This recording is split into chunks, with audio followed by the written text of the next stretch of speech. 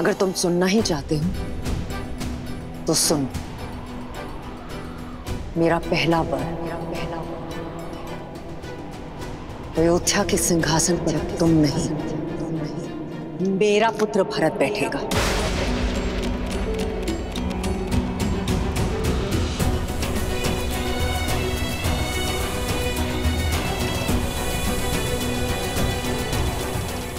बस इतनी सी बात मां, इसके लिए आपने अपना वरदान व्यर्थ कर दिया।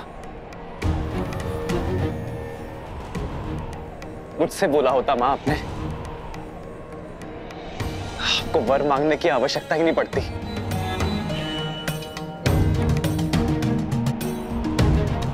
मेरा भरत राजा बने, इससे किसी को क्या आपत्ति हो सकती है मां?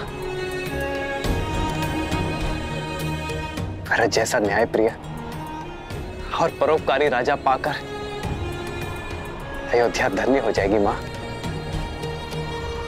अब दूसरा वर बताइए मां।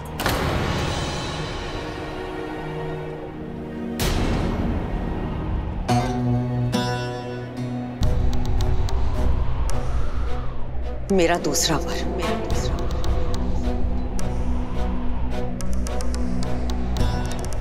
तुम शीघ्र अतिशीघ्र अयोध्या छोड़कर 14 वर्षों के लिए वनवास चले जाओ।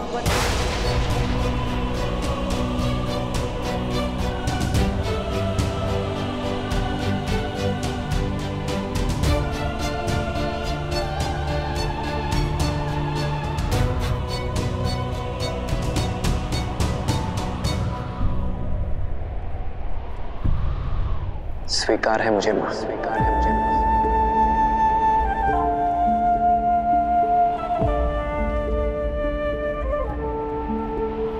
हाँ, थोड़ा कष्ट होगा।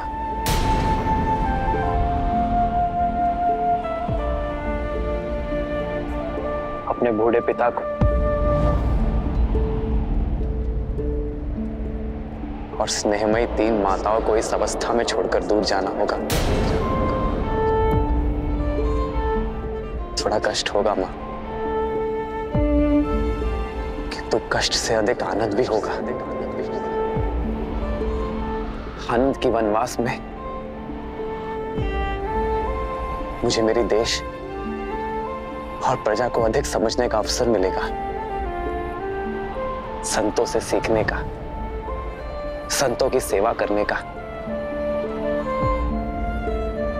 और उनसे उचित ज्ञान प्राप्त करने का अवसर मिलेगा।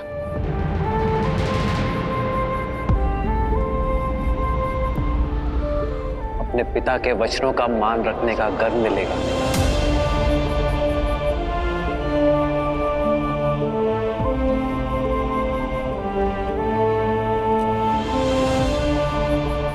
अपनी मां की इच्छा को पूर्ण करने का संतोष मिलेगा।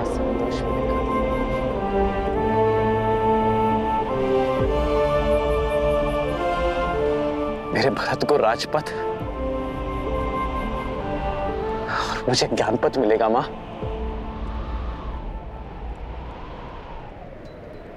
मां, ये वर मांगकर आपने इस राम की झोली में आनंद और सुख भर दिया है मां।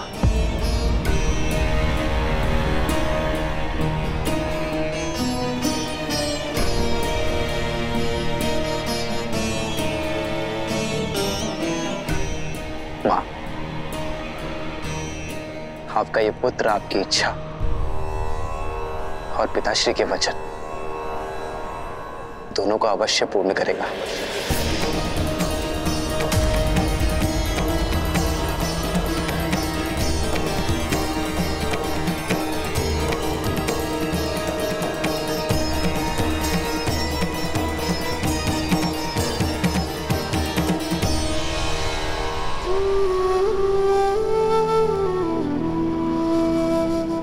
पिताश्री,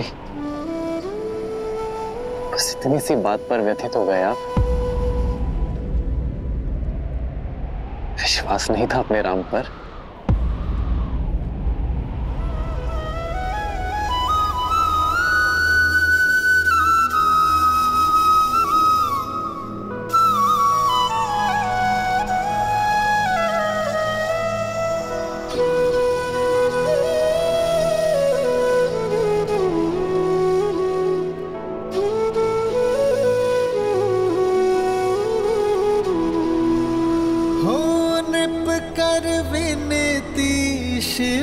को पुकारे,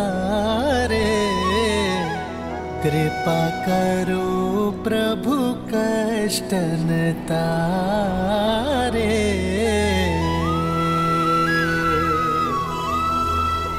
आशुतोष तुम जग पालनहारी, दीन दुखी मैं अवध बिहारी।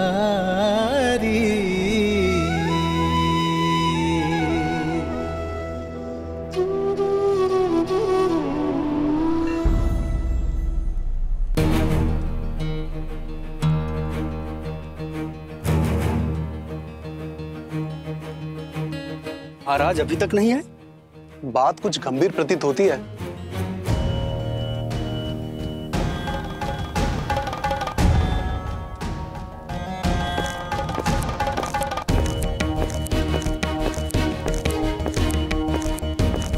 राम आ गया।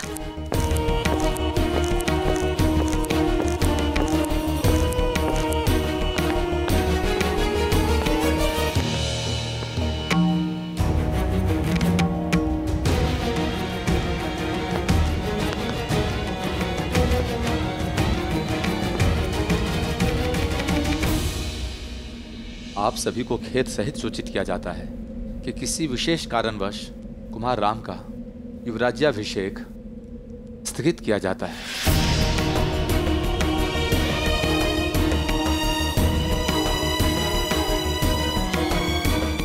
अचानक ऐसा क्या हो गया?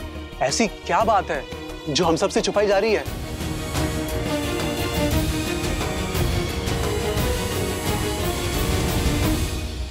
महाराज दशरथ और कुमार राम का विनयपूर्वक आग्रह है अपनी प्रजा से कि आप सब अपने अपने घरों की ओर प्रस्थान करें। उचित समय पर आप सबको संबोधित किया जाएगा।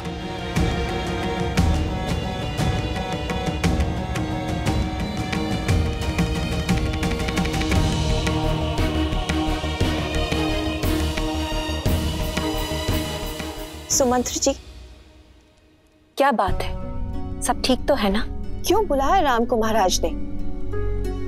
क्या हुआ है वहां? आप मौन क्यों हैं? सत्य बताइए सुमंत। कुमार राम महाराज के साथ ही हैं। उन्होंने आप सबसे निश्चिंत रहने के लिए कहा है। मैं स्वयं उनसे मिलकर आती हूँ। जी माँ, चलिए। ठहरिए।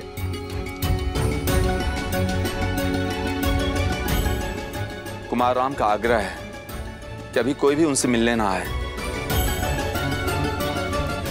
कुछ समय में वे स्वयं आकर आप सबसे बात करेंगे, आपको सब कुछ समझाएंगे। किंतु बात क्या है सुमंत? क्षमा महारानी, मुझे केवल इतना ही संदेश मिला है।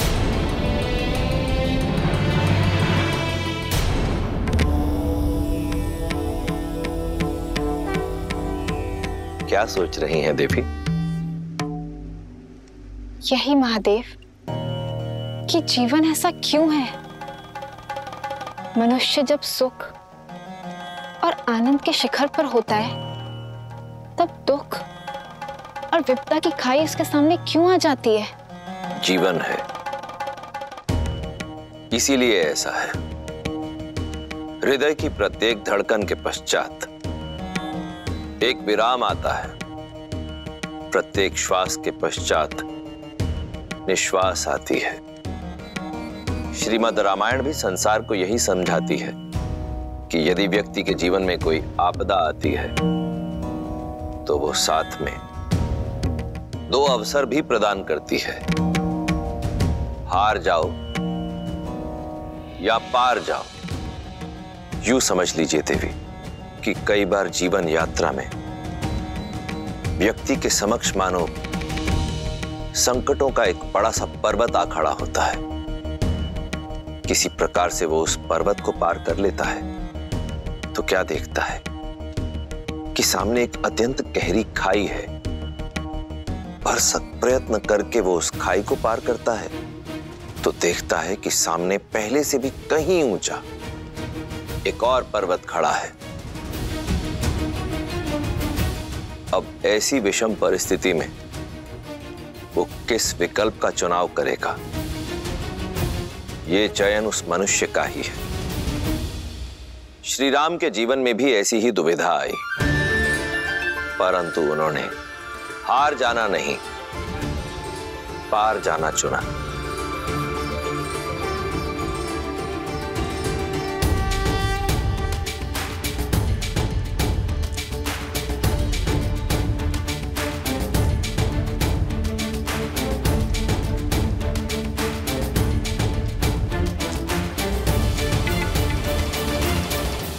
ना जाने किसकी कुदृष्टि लग गई। इतने उत्साहित थे हम कुमार राम के युवराज अभिषेक के लिए। कुदृष्टि लगी तो है, उतर भी जाएगी। देखना, शीघ्र ही कुमार राम के सिर पर अयोध्या का मुकुट होगा। कितनी झूठी आशाएं बांध रही हो। अरे अयोध्या का मुकुट तो क्या, अयोध्या के मिट्टी का कण भी नहीं मिलेगा तुम्हारे राम को। शुभ अवसर पर कैसी बातें कर रही हो मंत्रा काकी? हाँ, लगता है वृद्धावस्था में आपकी बुद्धि खेल रही है आपके साथ। मेरी बुद्धि नहीं खेल रही है, बल्कि ये सब मेरी बुद्धि का रचा हुआ है। राम नाम जपने वाली कैकेयी के मन में पुत्र मोह जगाया है मैंने। महाराज से अपने दोनों वचन मांगने के लिए विवश किया है। तुम सब देखना, अति शीघ्र मेरा भरत अयोध्या का पहले युवराज बनेगा और उसके बाद नरेश। और तुम्हारा वो राम है ना, वो बनेगा वनवासी। इतना बड़ा षड्यंत्र रचा तुमने। नरक में जाओगी तुम, नरक में जाओगी, नरक में जाओगी तुम, नरक में। अयोध्या की प्रसन्नता को निराशा में बदल दिया है तुमने। निराशा नहीं, ये तो मेरे वर्षों की आशा है जो शीघ्र ही पूरी होगी। और अति शीघ्र भरत का सूर्य उगेगा और राम का सूर्य डूबेगा।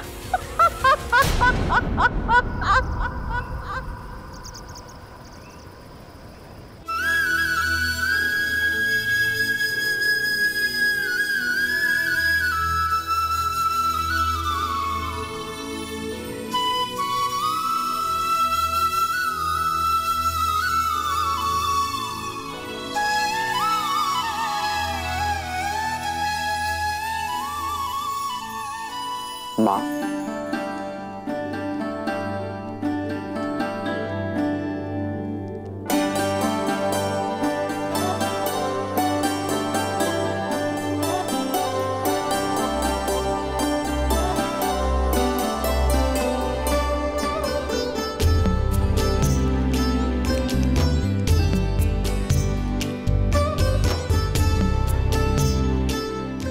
माँ मैं जो विघ्न था वो टल गया राम? हाँ माँ,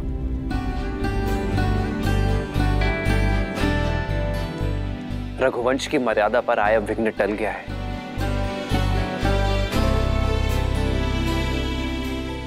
युवराज अभिषेक होगा, आपके पुत्र का ही होगा माँ।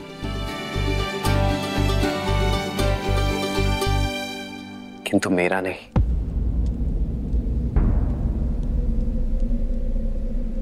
मेरे भाई भरत का होगा।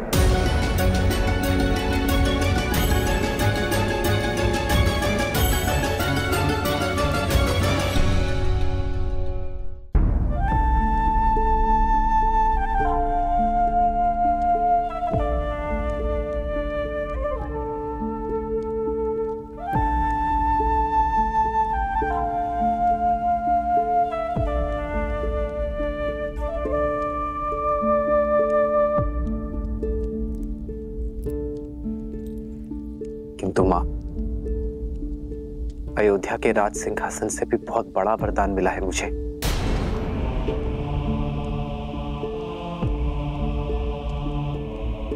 अपने पिताश्री के वचन को निभा सकने के योग्य बनने का वरदान,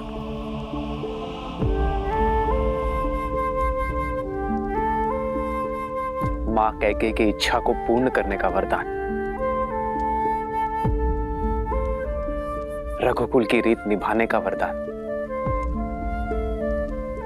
पितामह हरिश्चंद्र के पथ पर चलने का वरदान,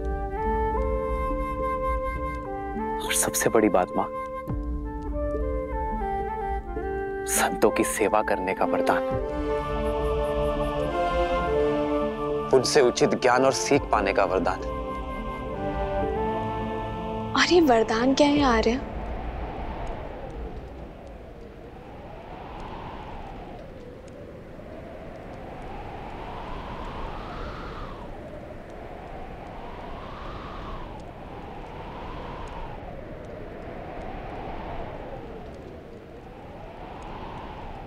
चौदह वर्ष का वनवास। 14 वर्ष का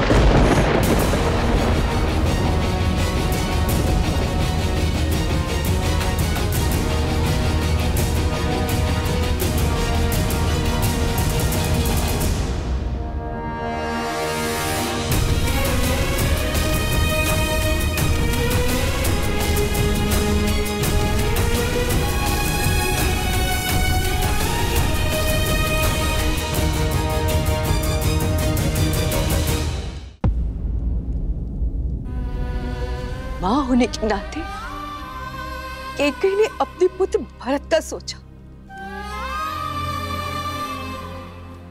ठीक है, लेकिन मेरे पुत्र के साथ अन्याय क्यों?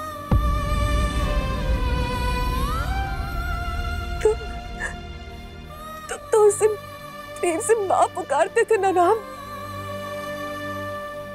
चना नहीं, चन्नी से ज्यादा माना था तुमने उसे। सदा सदा मुझसे पहले तुमने उसका आशीष लिया और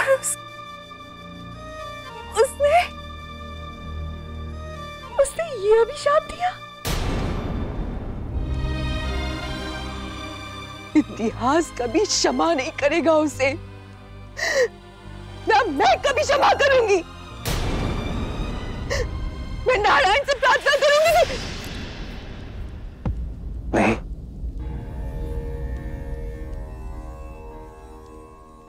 मां कैकेयी पर क्रोध ना करना। उन्होंने तो मुझे जीवन का उचित अर्थ सीखने का अवसर दिया है।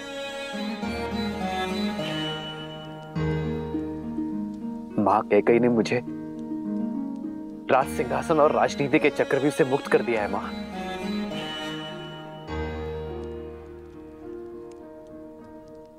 मेरा भरत, मेरा प्रिय भरत अब राजा बनेगा। मेरे सारे दायित्व, राजमुकुट का बोझ अब भरत संभालेगा मां।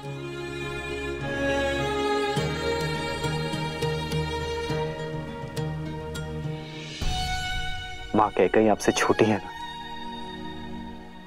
आपसे कम संभाले ना।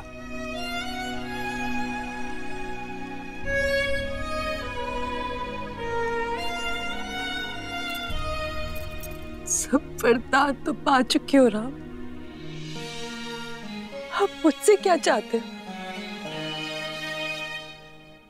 मुझसे वो मत मांगना जो मैं तुम्हें दे नहीं सकती।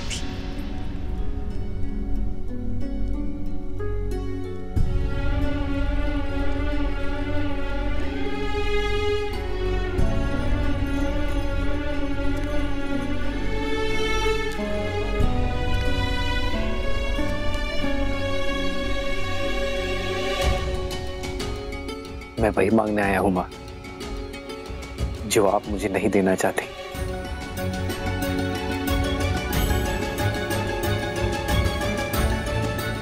अनुमति, वन में जाने की।